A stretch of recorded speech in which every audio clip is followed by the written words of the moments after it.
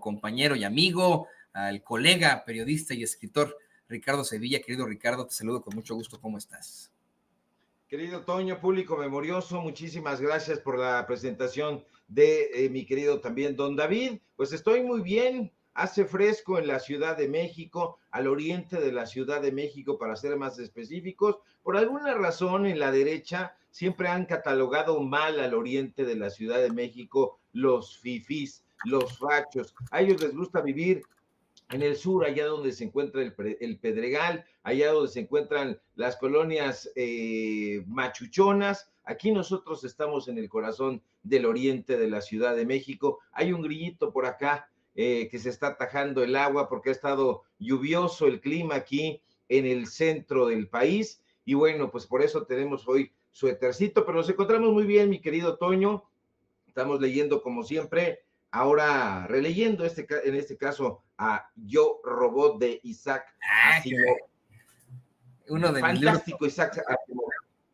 ¿Es de tus libros favoritos, Toño? No sabía yo.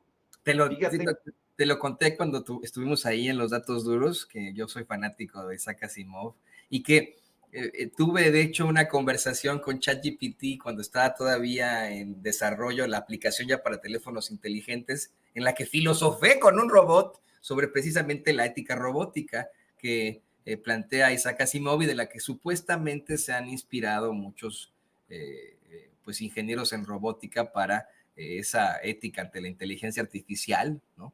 Es real, Toño. Eso sí. Es real porque el propio Isaac Asimov, en un libro de cuentos que recopila justamente sus trabajos más breves sobre los robots, él dice en esa introducción, es una introducción de 1984, por ahí tengo el libro, son cuentos previos a la saga de Fundación.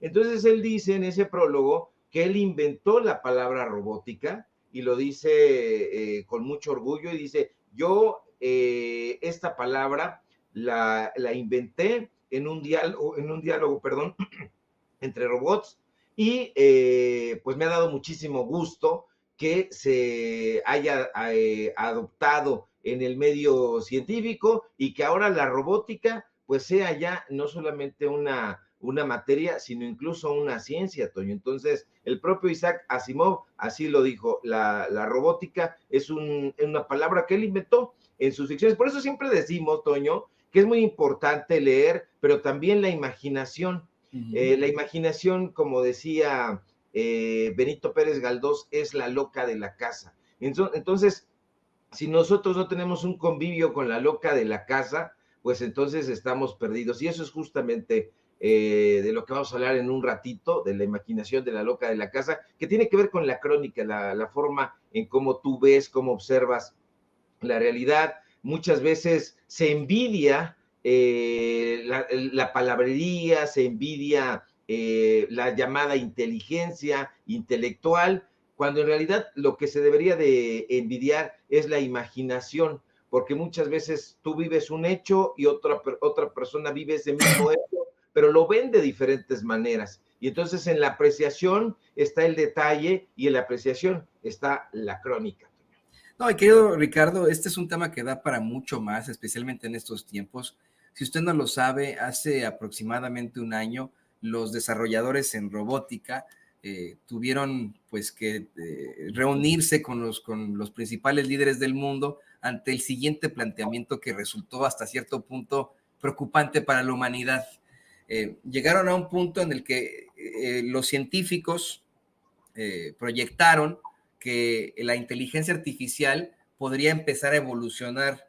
Ya no habría necesidad de que el ser humano tuviera que colaborar con esto, sino que comenzaría a desarrollar mayor inteligencia que nosotros y esto podría, esto es cierto, esto ya no es ciencia ficción, esto podría afectar a la humanidad porque pues no sabemos cómo reaccionaría esa máquina, esa inteligencia artificial al continuar evolucionando en sí misma hasta ser valga la redundancia, un ser sumamente inteligente.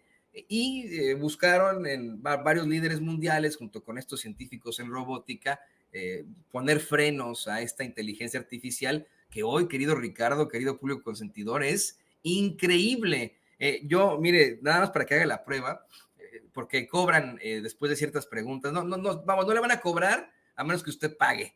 Pero, por ejemplo, en el ChatGPT, que es el más famoso en cuanto a inteligencia artificial en estos momentos, uno lo puede descargar gratuitamente y le dan, no sé, 10 preguntas que usted le puede hacer a cada 6 horas, y a partir de la sexta hora se bloquea por 6 horas más. Tiene uno que esperar estas 6 horas a menos que pague $20 al mes. Pero la experiencia, querido Ricardo, querido público consentidor, es, si no aterradora, muy interesante.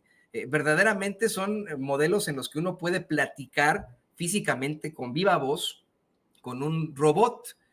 No le estoy mintiendo, es platicar. Hay una función para que uno pueda platicar con la máquina, y no es como Google, no es como Alexa que le dice, sí, respondo no sé qué, no sé cuánto. No, es como si uno estuviera platicando con una persona que tiene todo el conocimiento hasta el momento del mundo, en solamente, bueno, pues y que está consagrado ahí en el internet, ¿no? Entonces, le puede hacer cualquier tipo de preguntas. Creo que esa tecnología de la que, esa visión, estos visionarios llegaron muy, muy lejos y esa tecnología nos alcanzó. Hubo también grandes visionarios que imaginaron al mundo como Julio Verne y cuyas obras se cumplieron, como con el submarino, por ejemplo, el viaje a la luna. Y hoy se cumple mucho de lo que en ese uno de mis libros favoritos, Isaac Asimov planteaba, querido Ricardo. Digo, esto es un tema que da para muchísimo más, ¿no? Pues sí, hay que platicarlo también en un viernes de literatura, o también estoy esperando que se abra esa posibilidad aquí en Sin Censura de tener algunas charlas sobre arte en general. No me refiero específicamente a la literatura, que es mi máxima pasión. Se puede platicar de otras artes. Hace muchos años trabajé en la revista Milenio, antes de que existiera el periódico Milenio. El director era nada más ni nada menos que Ciro Gómez Leiva, que fue mi profesor en la Facultad de Ciencias Políticas, y ahí en la revista Milenio yo escribía crónicas sobre teatro, crónicas sobre artes escénicas, hacía reseñas sobre puestas en escena, iba yo a los espectáculos de danza folclórica, de danza contemporánea, y se hacía esa crónica. Eso ya no existe, lamentablemente, Toño, ya no existe. Hoy los cronistas están relegados, desafortunadamente, pero me voy a aventar un vaticinio. Yo le he dicho muchas veces a usted que no soy un vaticinador, pero sí creo, estoy persuadido de ello, que la crónica se va a remontar y se va a volver a poner de moda. ¿Por qué? Porque la gente quiere que le cuentes historias, la gente quiere saber, la gente quiere enterarse de lo que está sucediendo en todos lados. Hay una curiosidad innata del ser humano por el saber, por enterarse, y nosotros, que somos de una u otra forma, para bien o para mal, con defectos o sin ellos, somos periodistas, nos dedicamos justamente a contar historias. Y hace muchísima falta que la crónica se retome. Hoy el presidente López Obrador habló al respecto, Toño, así que si quieres, pues entremos de por ahí y ya estaremos platicando, a ver si se abre ese espacio aquí en Sin Censura, porque ya lo tenemos abierto los viernes allá en los datos duros. Sí, ¿qué te parece que vamos de lleno con eso, querido Ricardo? Y le pido al equipo que nos grabe. Hoy, efectivamente, el presidente López Obrador reprochó que los periodistas ya no hagan crónica, y así como lo mencionaba el queridísimo Ricardo Sevilla, uno de los núcleos, uno de los pilares fundamentales del periodismo es poder contar una historia. Así se le llama en inglés, por ejemplo, a un reportaje. Se le puede llamar report por ahí, pero no le llaman story, ¿no? Voy a cubrir una historia, que es exactamente eso que plantea el presidente López Obrador en cuanto a la crónica. Y tiene toda la razón Ricardo Sevilla. Al paso de la humanidad hemos buscado de alguna otra forma expresar lo que pasa en nuestro tiempo-espacio mediante la crónica. En otros momentos pues han sido los goliardos, los trovadores, los juglares, los que llevaban de pueblo en pueblo las crónicas. También lo hicieron de alguna u otra forma los marinos con las odas, y hoy tenemos al alcance de todos nosotros precisamente el poder expresar eso que ocurre mediante una crónica, que es uno de los géneros periodísticos más importantes que existen y, pues, si me permite decirlo, querido Ricardo, más sabrosos, ¿no? Definitivamente, Toño, yo diría que junto con el ensayo, Alfonso Reyes decía en el deslinde que el ensayo y la crónica eran los centauros de la literatura, y yo estoy completamente de acuerdo. Ahí van a caballo la literatura y el periodismo. Ahí eso es lo que ocurre, se fusionan esos géneros y dan origen a esas crónicas sápidas, sabrosísimas. Le hace falta color al periodismo, ya no se hacen crónicas, es lo que dice el presidente López Obrador. Es más, le voy a pedir a mi querido David que nos ponga esa parte donde el presidente López Obrador, como bien apuntas, Toño, reprocha, porque es un reproche, dice, ya no hay crónicas, ya no se hacen y le hace falta color al periodismo. A ver si lo suelta mi querido David para que la gente tenga contexto. No hacen crónicas. Ese es un género que ya no hay en el periodismo. Le hace falta color.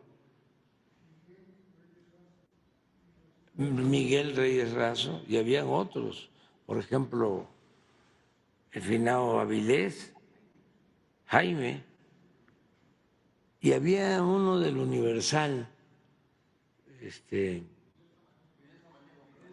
Fidel Samaniego, y había otro todavía muy bueno para la crónica, que estaba en 1+1, Luis Gutiérrez, muy buenos para la crónica. Desde luego, Miguel Reyes Razo, de lo mejor.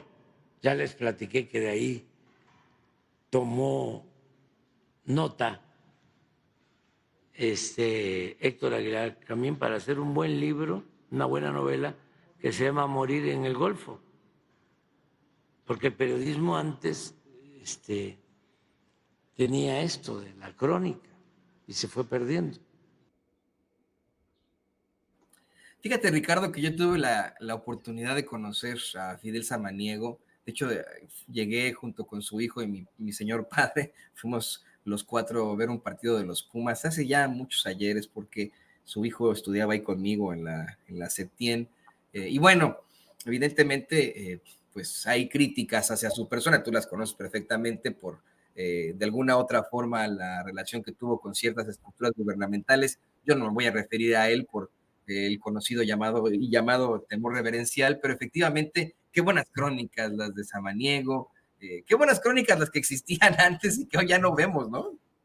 Ya no las vemos para nada, mi querido Toño, tiene razón el presidente López Obrador. Mira, lamentablemente, y hay que decirlo, aunque nos granjemos enemigos, yo ya tengo enemigos, así me consideran ellos, yo no los considero así porque ahora sí que, como decimos en mi barrio, ni los topo, pero vamos a decir las cosas claramente porque hace falta. Lamentablemente, los personajes que hoy se presentan como periodistas no lo son, nunca lo han sido, y no porque lo diga yo, porque ellos mismos así lo demuestran. No solo no tienen una formación sólida como periodistas, sino que desgraciadamente no tienen ningún tipo de formación, ninguna. No escriben porque no leen, y no leen porque no escriben. Y pese a eso, Toño, su arrogancia es infinita. La mayoría de los comunicadores que hoy están apareciendo prácticamente en todos lados están más interesados en que su nombre figure, en que su imagen aparezca. Ellos quieren ser los protagonistas y sus canales son hoy espacios dedicados al narcisismo. Se sienten innovadores, pero aunque el corazón se les parta, no lo son. Y no lo son porque, mire, le recordaría a esos personajes narcisistas las palabras de Carlos Fuentes, pero lamentablemente no leen y no conocen a Carlos Fuentes. Bueno, pues Carlos Fuentes, el autor de La muerte de Artemio Cruz, el autor de La Terra Nostra, decía que no hay innovación sin tradición. Se lo repito, no hay innovación sin tradición. Y los comunicadores de hoy no conocen la tradición, ergo no provienen de ninguna tradición, la desconocen por completo. Y no quiero dar el nombre de la catarata de ignorantes que se ha cernido sobre el periodismo hoy, pero es infinita, infinita. Si tú les mencionas el nombre de Guillermo Prieto, de Manuel Gutiérrez Nájera, no lo conocen, no los reconocen. Les tendrías que decir, explicar que fueron figuras claves en el desarrollo del periodismo mexicano, de la crónica mexicana. Guillermo Prieto, hemos platicado someramente sobre él, con su estilo vibrante y patriótico. Yo diría que similar al de Gutiérrez Nájera, otro cronista, con esa prosa poética y esa sensibilidad modernista, sentaron las bases para que generaciones posteriores de cronistas exploraran nuevos enfoques y temas desde el periodismo.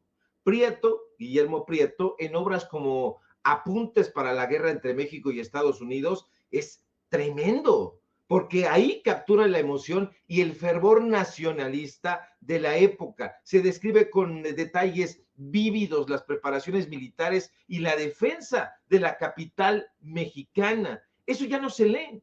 Y es una prosa muy apasionada, la de Gutiérrez Nájera, que hace crónicas maravillosas. Yo recuerdo perfectamente las que se recopilan en Viajes Extraordinarios, donde abandona el somero tono informativo y adopta una mirada más subjetiva. Hablábamos el día de ayer del famoso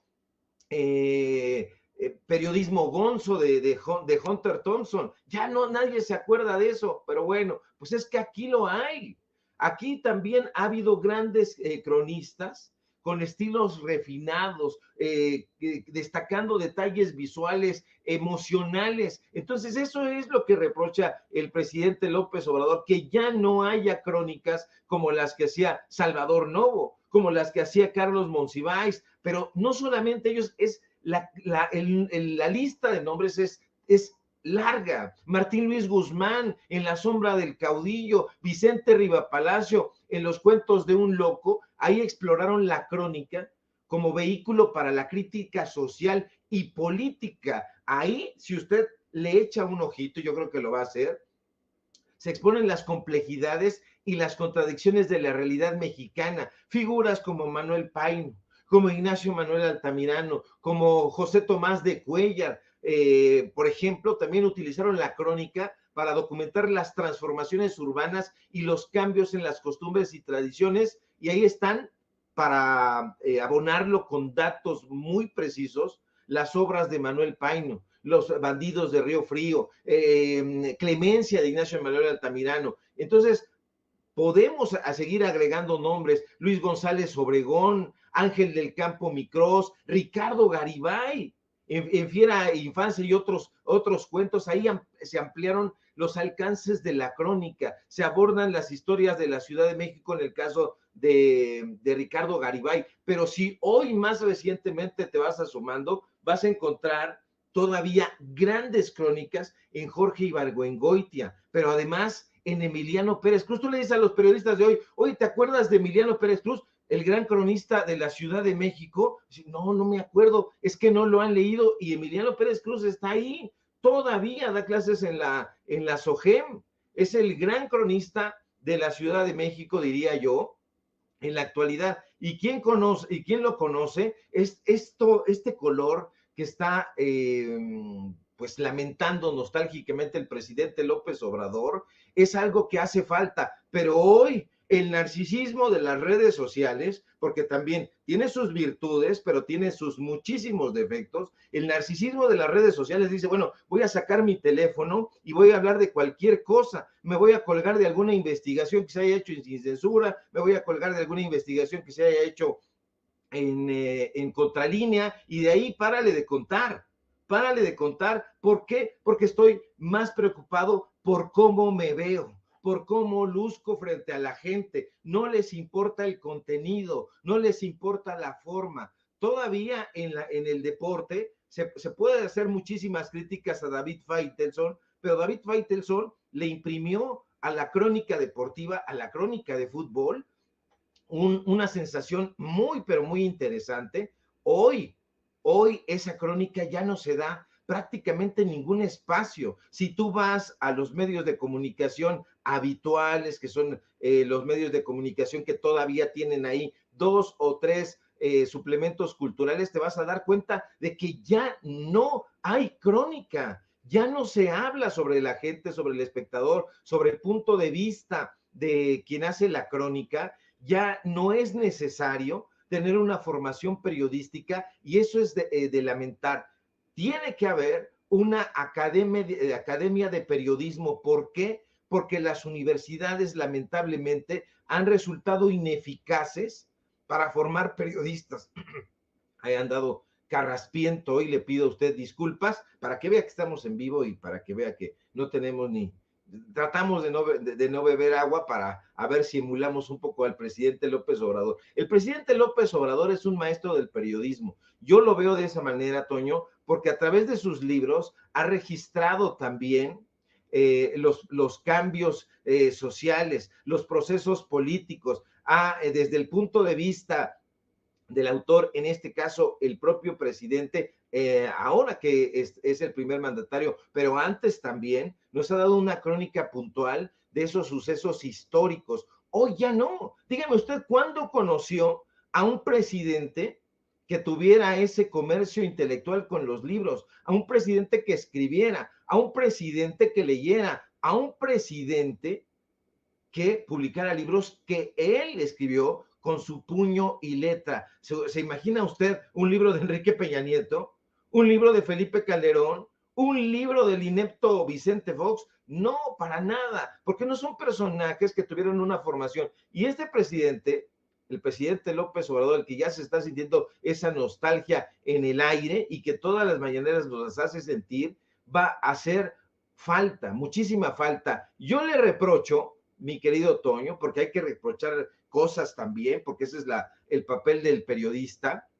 Yo le reprocho algo al presidente López Obrador, que es ese retiro del que él está hablando. Un líder con las características que tiene el presidente López Obrador, pues es prácticamente imposible que se retire. Su consejo va a hacer muchísima falta. Decir, yo ya me retiro, me voy allá a mi quinta, a mi finca, y ya no voy a participar en política, pues a mí me parece de lamentar. ¿Por qué? Porque va a hacer falta su guía, su buen consejo. Él es un formador de periodistas. Nosotros intentamos todos los días también pasar algunos tips. Yo no digo que damos clases aquí de periodismo, porque ¿quién sería yo para decir que doy clases de nada? Pero sí le puedo decir que el presidente López Obrador todos los días, de lunes a viernes por lo menos, dicta una clase sobre historia y también una pequeña digresión sobre el periodismo. Hace falta, amigos de las redes sociales, tiros y troyanos, que por favor se pongan a leer. Brillar en el periodismo de investigación, pues no se necesita mucho, Toño. Lo único que se necesita son dos cosas: paciencia para leer y lectura de comprensión, porque ahí en los contratos está toda la información. Pero si lo que queremos es colocar nuestro teléfono que tenga una buena luz para decir cualquier santa de estupideces y que yo sonría y que tenga una sonrisa colgate, pues eso no es periodismo. Eso puede ser cualquier otra cosa y puede tener su función social, por supuesto que sí, pero el periodismo, como hemos dicho una y otra vez, acaso de manera recalcitrante, se encuentra en otra parte, no se está haciendo, y yo comparto plenamente esta nostalgia del presidente López Obrador. Se tiene que hacer un espacio para la crónica. ¿Por qué? Porque el pueblo de México es el mejor termómetro, y en la crónica se habla desde el punto de vista del pueblo de México. Lea, por favor, Días de Guardar de Carlos Monsiváis, y ahí se va a dar cuenta. Lea las crónicas del terremoto que hizo Carlos Monsiváis en varios libros, en especial a ustedes les consta, varios libros de crónicas que hay. Lea Ibargüengoitia, lea Paino, en fin, el listado es enorme, no nos los vamos a acabar. Yo le podría decirle a La Mosca en la Pared de Tom Wolfe, que por cierto Hugo García Michel hizo una revista que llevaba el mismo nombre y donde yo tuve la oportunidad de colaborar, que así se llamaba, La Mosca en la Pared, una revista de rock, pero que viene de un libro de Wolfe. Entonces, ese tipo de periodismo ya no se hace. Los Ángeles del Infierno decíamos, de Hunter Thompson, pues no se lee, se piensa a veces que es un grupo de rock, y sí, pero está basado justamente en la infiltración de un periodista en un grupo de motociclistas bastante agresivo. ¿Por qué no leen, amigos? La gente está leyendo, el pueblo está politizado, pero entonces no estaremos comprometidos nosotros como periodistas también a formarnos con mucho más rigor y decirle a la gente que el periodismo también se vende y tiene precio, y la prueba de ello son los medios de comunicación corporativos y personajes deleznables como Ciro Gómez Leiva y Carlos Loret de Mola. Eso se está diciendo, pero entonces, ¿cuál es la alternativa? Pues un periodismo que de verdad esté del lado del pueblo, pero que le cuente desde el punto de vista de las crónicas citadinas, de las crónicas urbanas, de las crónicas en los estados, en los municipios, en todas partes. Estamos a hitos de historias para contar, y hay muchísimo que contar en la historia periodística de este país que abone a la historia general de México. Definitivamente. Y fíjate, Ricardo, que yo me he puesto a pensar en algo que muchas veces me han planteado varios compañeros, colegas periodistas y gente cercana a la política sobre la trayectoria de Andrés Manuel López Obrador, sobre cómo es que personas que lo han conocido desde joven comentaban cómo es que era muy cercano a los medios de comunicación. Bueno, tenía un gran interés por el periodismo, por los medios de comunicación, y sabes que es más que evidente su conocimiento periodístico. Él puede hablar de muchas cosas, puede hablar como periodista con los mismos periodistas que a veces lo atacan, ¿no? Entonces eso es muy interesante, tienes toda la razón, evidentemente, pues además de la valía literaria que existe en sus crónicas, es muy importante que podamos tener un presidente que verdaderamente escriba, que pueda plasmar esto en un libro. Y bueno, pues también el llamado a los compañeros a que en algún momento hagan también otra crónica. Pero, ¿qué te parece que vamos al siguiente tema? Y le pido al equipo que nos grabe. Efectivamente, tenemos a un Carlos Loret de Mola, quien junto a un pseudo periodista, Carlos Loret de Mola, mejor conocido como Los Montajes, quien junto al organismo de choque fundado por Claudio X González, Mexicanos contra la Corrupción y la Impunidad, se tiran al piso por una investigación que le está haciendo la Unidad de Inteligencia Financiera a la otra plataforma de choque Latinos. Carlos Loret de Mola incluso en estos momentos se ha puesto al mismo nivel del verdadero periodista Julian Assange, cuando bueno, pues no tiene ni en la uña de la mugre de la uña de Assange una pizca de ese periodismo que él cree profesar, o a lo mejor es cínico y sabe que no es periodismo lo que él hace. Hoy pues tenemos ahí un Carlos Loret de Mola que se desgarra las vestiduras diciendo que está siendo perseguido. Hay una columna que acaba de sacar en la que asegura que el presidente lo único que busca es destruirlo. ¿Hasta dónde va a llegar para destruirlo? Algo que a mí me parece muy cuestionable desde el punto de vista de cómo verdaderamente actuaban otros expresidentes. Cómo es que por tonterías, por nimiedades, conseguían exiliar a periodistas, de pronto desaparecían periodistas. Ahí está el caso de Gutiérrez Vivó, que tuvo que venirse aquí a Estados Unidos. El caso muy, muy personal de su servidor y de Vicente Serrano, que pues enfrentaron ahí una serie de problemáticas y cuestionamientos en Azteca, después hasta amenazas, no Azteca, no sabemos de quién, ¿no? Por haber criticado a Enrique Peña Nieto, por una tontería, ¿no? Por la austeridad que no se cumplió en un grito de independencia.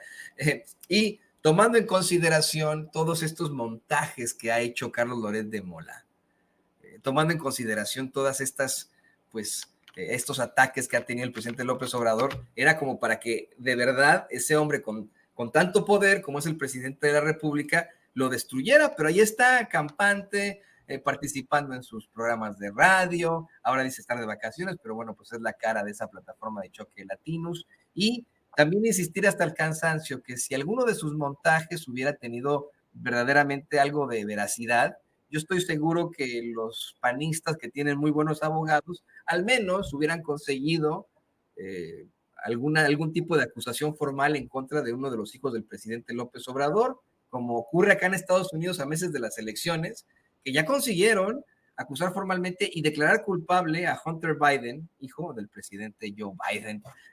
Pero en México no hay ni siquiera una acusación formal en contra de los hijos del presidente López Obrador. Toda este castillo de naipes se le cae en la cara a los montajes. ¿Qué opinas, querido Ricardo?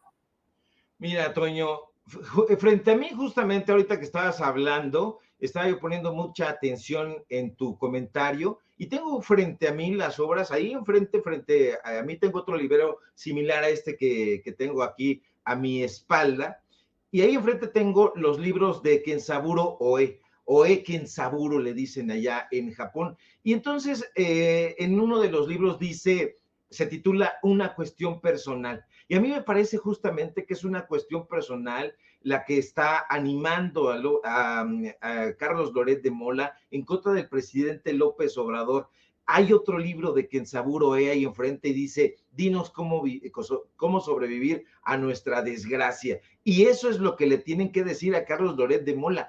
¿Quién demonios va a estar interesado en destruir a este personaje si no sabe atarse los cordones de los zapatos? Él solito se resbala, tropieza, se va de hocico, no es periodista. Hace un momento dábamos una pequeña disertación, un aporte, si se quiere, sobre el periodismo de veras, y no porque nosotros lo estemos enarbolando, sino porque se ha enarbolado a lo largo de la historia periodística de este país. Carlos Loret de Mola no tiene cabida ahí. No es periodista, no es reportero, no es articulista, mucho menos cronista, no es nada. Es simple y sencillamente, como bien apuntaste, un lord de los montajes. Y todo esto le ha servido a Carlos Loret de Mola para tratar de ponerse otra vez de moda. En algún momento tuvo sus 5 minutos de fama gracias a esos montajes y ahora pues está en el descrédito total, aprovecha este texto pinchurriento aparecido en el periódico Reforma de Penilei Ramírez, un texto, lo decíamos ayer también, que carece de todo rigor periodístico, ahí donde menudean los pareceres, las opiniones, donde no hay tratamiento ni en el fondo ni en la forma. Pues Carlos Loret de Mola ha estado como un cuchillito de palo, diría mi abuelita. No corta, pero bien que chinga. Perdón, usted, mi lenguaje, ya me dijeron, no pidas perdón, Ricardo, por expresarte de esa manera. Pues yo lo voy a seguir haciendo porque no es nuestro recurso la majadería, la palabrota, pero si se presenta, con muchísimo gusto le vamos a decir. Estos personajes, Toño, están en el descrédito. Hicieron del periodismo un negocio y de pronto todo el mundo decía que el periodismo, gracias al mal ejemplo de estos oquetes, era un oficio para gente sin escrúpulos. No fue así, nunca lo ha sido así. Lo que ocurrió fue que los empresarios encontraron ahí a personajes como López Dóriga, como Jacobo Saludowski, como este epígono Carlos Loret de Mola, que tenían precio, vendían sus notas al mejor postor, se prestaban para hacer esos montajes e hicieron de la falsedad su sello distintivo.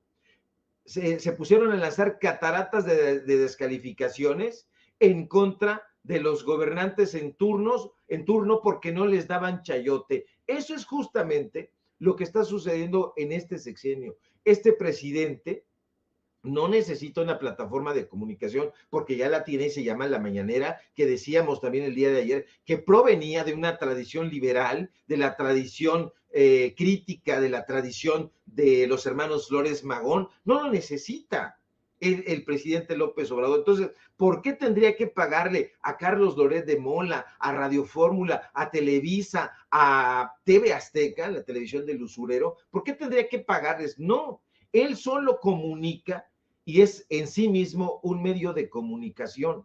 Entonces estos personajes, por más que han tratado de disfrazar sus diatribas larguísimas de periodismo, la gente sabe perfectamente que no es periodismo.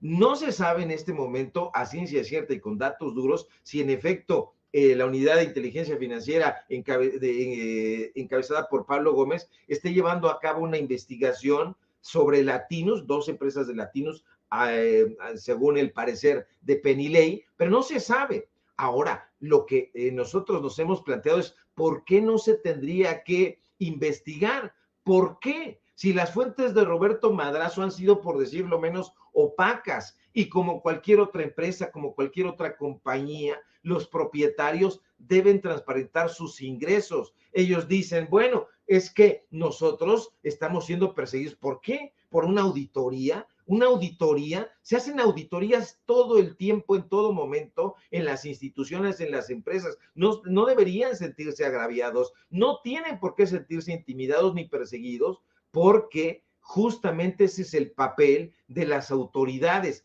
Estos sujetos, y lo decíamos ayer, no conocen el dicho de que nada debe, nada teme, y acaso sea porque viven despegados de la realidad, porque no conocen ahí enfangados en esa burbuja de privilegios la realidad mexicana. Y la realidad mexicana es precisamente, Toño, esta, que estos sujetos no conocen porque la han evadido impuestos, han evadido auditorías, han evadido la justicia, han evadido la ley, han evadido las consecuencias, han hecho cualquier cantidad de atrocidades y no ha habido gobierno que los pare, al contrario, los alientan, les pagan, les dan chayote, y eso es de lo que quieren seguir viviendo. Una de las funciones del periodismo es la crítica, y la crítica para beneficio social, no para beneficio personal, y eso también hay que implementarlo en una escuela, en algún curso, en algún diplomado,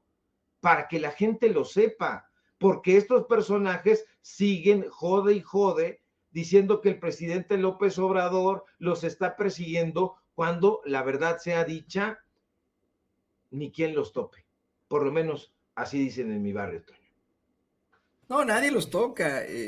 A mí me parece hasta ridículo el pensar cómo es que incluso acá en Estados Unidos, esos pseudoperiodistas que han sido cachados con noticias a medias, con plagios, con montajes, ahí sí se les acaba la carrera, ¿eh? La gente deja de creer en ellos, pierden toda su credibilidad. Y en México, no sé verdaderamente en qué cabeza cabe de las personas que siguen a Carlos Loret de Mola el perdonarle tantos montajes que él mismo ha aceptado, ¿no? O sea, ha habido veces en las que hasta ha ofrecido disculpas por sus montajes, como lo hizo en el montaje de la niña Frida Sofía, que nunca existió, y con el que Televisa lucró de la manera más asquerosa durante el terremoto del 2017. Es el caso de él, que está siempre en los pilares, en los nichos más altos de la comunicación, como está también, bien lo mencionaba Ciro Gómez Leiva, personajes de lo más abyectos como Joaquín López Dóriga, etcétera, etcétera, etcétera. Yo creo que más bien, pues, terminarán los dueños de los medios de comunicación corporativos dándose, pues, de topes en la pared, al ver cómo es que pierden cada vez más gente, más audiencia, al tener al frente de sus espacios estos personajes que, pues, evidentemente son una bola de cuestionables. También me llama mucho la atención que menciona sobre pues la calidad personal que hay, la molestia personal que hay por parte de la familia Loret de Mola en contra del presidente López Obrador, desde el papá, el hijo, pues estas problemáticas que existen contra él es algo que debería pasar más allá de lo personal a lo estrictamente profesional. Pero bueno, de este señor, de Carlos Loret de Mola, solamente podemos esperar lo peor, Ricardo.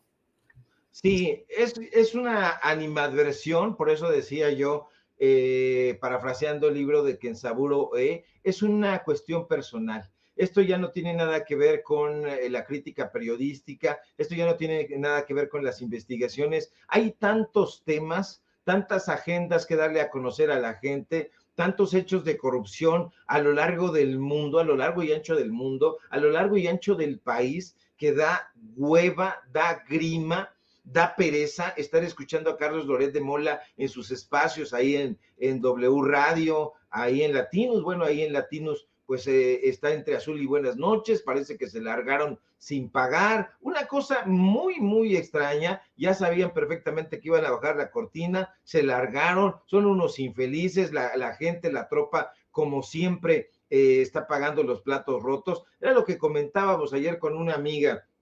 O sea, bueno, qué bueno que tronó Latinos y qué bueno, pues un medio de comunicación deleznable. Sí, pero ahí también había la tropa que es la que realmente hace el periodismo. Usted no crea que en Excelsior, Pascal y Ciro, bueno, Excelsior e Imagen, que son del mismo dueño, de Olegario Vázquez Aldir, ellos conforman ese medio de comunicación. No hay una tropa, hay una redacción que es la que hace, la que construye, la que se desvela, a la que le dan de gritos y de sombrerazos, y así en el Universal, en Reforma, en todos los medios de comunicación de la derecha e incluso en los medios de comunicación de la izquierda, hay una tropa y esa tropa es la que se rifa el físico y se la llevaron allá en Latinos, la engatusaron, les prometieron el oro y el moro y no les dieron nada, los dejaron colgados y pues ahí está la tropa que son los trabajadores, hombres y mujeres que están padeciendo las deudas de Roberto Madrazo y sus secuaces,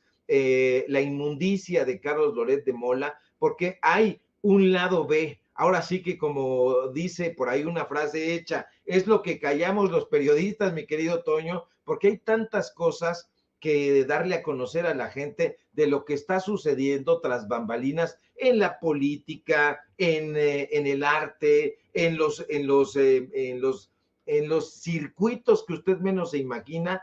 Hay mafias perfectamente consolidadas y yo creo que a mí por lo menos se me va a terminar la vida y nunca vamos a lograr poner el dedo en la llaga ni exhibir a todas esas mafias que han estado jodiendo y lacerando al pueblo de México. Pero ahí, como diría el gran dramaturgo español Alejandro Casona, vamos a estar de pie. ¿Por qué? Porque decía Casona, los árboles mueren de pie. Ah, qué bonito pensamiento, querido Ricardo. Exactamente. Nos quedaremos como un árbol junto al río, como dice la canción esta de, ay, se me fue su nombre, la de No nos moverán de... Se me fue su nombre, desafortunadamente, ya ve que a veces nos da el Alzheimer. Pero, querido Ricardo, pues yo te agradezco esta muy interesante plática que tuvimos en cuanto a lo literario, en la ciencia ficción, también en cuanto a la crónica periodística, en cuanto a los chayoteros, que pues son inamovibles en su calidad nefaria. Y bueno, pues te pido también que por favor nos compartas tus redes sociales para que la gente se ponga en contacto contigo, para que puedas decir, yo periodista. Yo periodista, como yo robot. Gracias, al contrario, mi querido Toño, siempre es un placer tenerte como interlocutor y tener, por supuesto, al público memorioso que nos ve, que nos escucha y que nos defiere con su preferencia. Vamos a seguir comprometidos con el periodismo de corte social y humanista, y para que ello continúe, le pido por favor que me siga en mis redes sociales en X, @Sevilla Crítico. Usted dirá, ¿por qué siempre hace eso? Es que si no se me olvida. Si no se me olvida, entonces ya le había dicho yo que la memoria, yo tengo un caos en la cabeza, entonces le voy metiendo un montón de cosas y de pronto estoy extraviado ahí y para que no me extravíe voy haciendo aspavientos y voy tomando aquí lápices que tengo cada determinado tiempo. En fin, una manía que tiene uno. Síganme en mis redes sociales ahí en X, @Sevilla Crítico, en Facebook Ricardo Sevilla y nada más. Síganme por favor en paralelo24.mx, en los datos duros. Hoy tenemos informativo en punto de las 9 de la noche y por supuesto aquí en La Familia Sin Censura, donde hay maestros del periodismo, maestros en serio, como Jaime Hernández, como Paco Cruz y como tantos otros colegas, como tú, mi querido Toño, como el querido Vicente Serrano y todo el grupo que está haciendo posible este sueño periodístico que ya está muy firme. Te mando un fuerte abrazo, querido Toño, y estamos en comunicación. Ya está más que firme, más que viento en popa. Ahí vamos, querido Ricardo. Y yo también te mando un abrazo. Y tiene usted al escritor y periodista Ricardo Sevilla aquí en Sin Censura. Vamos a la mesa, si les